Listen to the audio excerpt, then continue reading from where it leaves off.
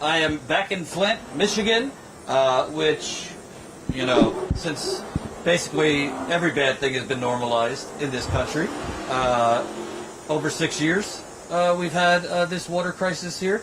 I think at the root of it, if you had to ask, is the water better in Flint now? This woman here can definitely answer that. She's been leading the charge in Flint, leading the fight against the previous administration, Governor Snyder, as well as trying to get justice from this administration, Governor Whitmer, who to me the media has, you know, elevated to, you know, the queen of the S queens, so to speak, Gretchen Whitmer. So there was just a big settlement in Flint, $600 million. So we're going to talk about that. Talk about whether the water is okay now, which I don't think it is, and talk about all things corruption, deindustrialization, controlled demolition of the working class, poisoning people, then leaving them to die, just those things. So Melissa Mays, resident here, leading activist in Flint. It's also a pandemic, so I think it's important to talk about an already devastated community dealing with a pandemic. So first, how have you been doing since we've last spoken? Tired. So yeah, so you have 100,000 poisoned people, give or take, immune compromised, immune altered, however you want to call it, because we have been exposed to poison now for, I think it's like 2,312 days or something like that, if I have to pull it off the top of my head. Yeah, it adds up. So in my case, I had an autoimmune disorder triggered by the toxins in the water, because again, it's not just metals, bacteria, carcinogens, like all the different lovely chemicals that we showered in, bathed in, drank, ate, cooked with, you know, brushed our teeth with, all that stuff.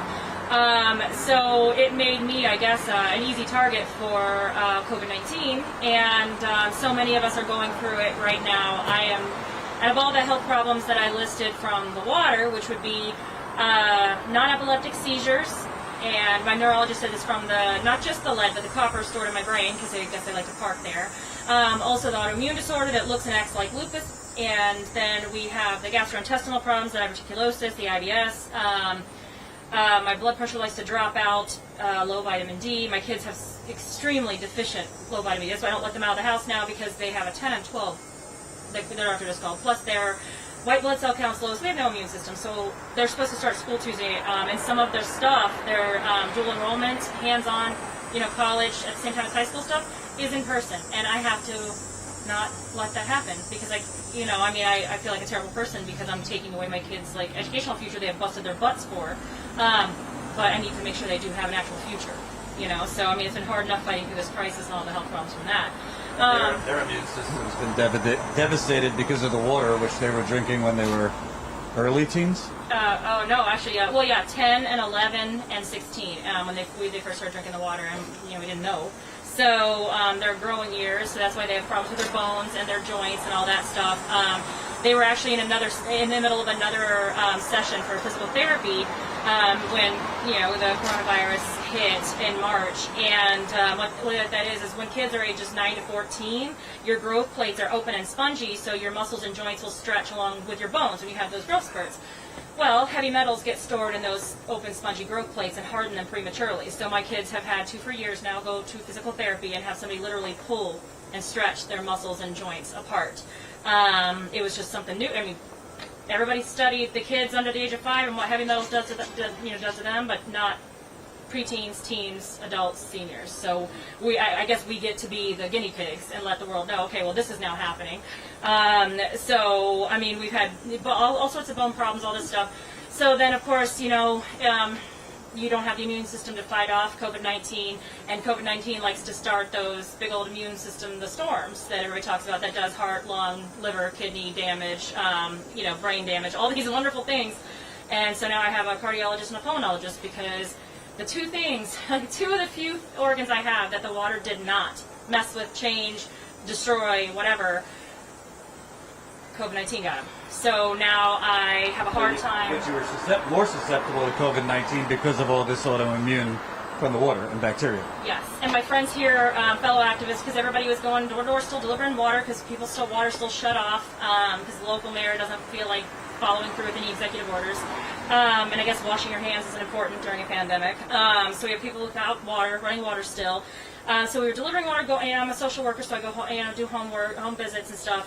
So yeah, I mean, not only can you not fight it off and prevent it when it gets you, and if it causes the immune system flares, yeah, it leaves a whole lot of damage. So as time's gone on, I've, I guess, lost the ability to maintain my heart rate. It drops low into the 40s, all the way up to the 160s. And sorry to blow up your spot, but you're 41? I just turned 42 last Friday. Well, Yeah, so, you know, I'm really up there. so you're not like 95? 90, no. Yeah. You know, I'm not old, and I mean, relatively healthy, never smoked, you know, I mean, until the water happened, I didn't take medication, I took vitamins. I went to the doctor for regular checkups, and that was it. And if I got, like, sick or cold, something like that, but never, like with the water, which is, I see a doctor, my regular doctor, at least once a month, and then now I've got the additional specialists. I've got a neurologist, rheumatologist, gastroenterologist, my son's got an endocrinologist, and then my two sons have cardiopulmonologists now. I have a cardiologist and a pulmonologist now, so goodness. So Well, obviously you have special Medicare for all to cover all these expenses. no, but we sure have asked for it and demanded it and begged for it, and yet everybody likes to say it's just not possible. Yeah, because I mean, I guess it's just possible to go ahead and charge people a couple $100s a month for their water bill. That's killing them, but then you're not going to help with the medical expenses, you know, of that for that poisoning, and that's, I guess, fine. I guess. So yeah, no, we don't have Medicare for all. I have to pay $534 a month for health insurance plus deductibles, co-payments. Yay. So we're, I don't know, April, so over 6 years since they switched the water here. At the base level, the media has been reciting data for years saying that the water here is meeting EPA regulations, and the Flint water crisis, yeah, people are damaged, but the actual water, they've been saying, is better now, and just like any other city. Can you answer people 6 years later, is the water back to normal here? Absolutely not. To wash my face and brush my teeth this morning, I turned on my sink. I try not to use hot water if I don't have to. Even the cold water smells like sewer. I mean, last week was chemicals, then it switches to sewer. No. And also, the funny thing is you could take perfect spring water from heaven itself, and you run it through the destroyed pipes in the streets coming from the water treatment plant, and then even though, you know, my lawsuit got the, you know, the lead and the galvanized steel service lines replaced, that's not finished, by the way. There's still thousands of people left out, which we're fighting that, going back to court for that as well. Worst babysitting job ever, but okay, so that's a clean straw. But then the plumbing and everything in our house is also destroyed. Our appliances, our water heaters, our dishwashers, washers and dryers are destroyed. So you can put the cleanest water coming from the plant through, and it's still just getting corroded. Like I said, it takes, you know, days upon days to get to people's houses from, you know, once it's sent to the water treatment plant, and we're going to get corroded water. And then as we have all these main breaks and leaks, all of the good chemicals that would disinfect the water and stuff are gone, and they're either put off as disinfection byproducts which cause cancer, or they're just spewing out into the street. So, you know, by the time we get it, we get the leftover with like no treatment, picked up whatever, you know, corrosion. I mean, I got to see some of the inside of these cast iron mains. It's horrific. And I'm like, oh, we're supposed to drink out of that, and they're supposed to tell us it's fine. Because what flawed testing they did was okay. And even if they did perfect testing, which they have yet to do, because we're in violation, the city's in violation again for not using Tier 1 homes for the lead and copper rule, even so, the Lead and Copper Rule, Safe Drinking Water Act, none of them are health protective measures. They're literally action levels to let the, you know, the water treatment plant operators know when you have to take action. None of it is health protective. That's for across the board, federal, state, across the board. And there are still 0 bathing and showering standards in this country. So none of them are health protective. They can say our water is safe. No, you can't. But also, even after I had the service line replaced in my house, our lead and copper were still far above the action level. So no, I mean, because it's going to be picking up from all the other broken stuff. So let me just explain if people don't know plumbing that well. So you got obviously the water treatment plant, and then you have the main pipes that distribute the water underneath the street, right? They didn't touch those in Flint. They didn't touch the main pipes.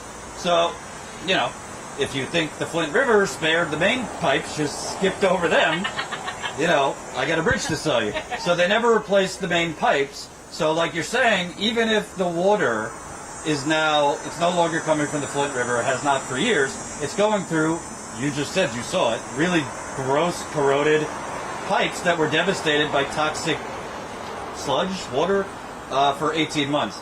Then it's coming through service lines which come from the curb into the main valve at the house. 6 years later, not all of the service lines have been replaced. Nope.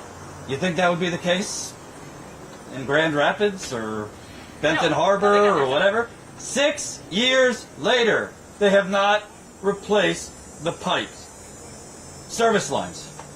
Then, as we reported, Jen and I, in our Vice story, the former mayor, Karen Weaver, was trying to get money for interior plumbing. Because like you're saying, I mean, Jesus could bless it from the plant. It could go through brand new pipes. But if everything is damaged in your home, it doesn't matter.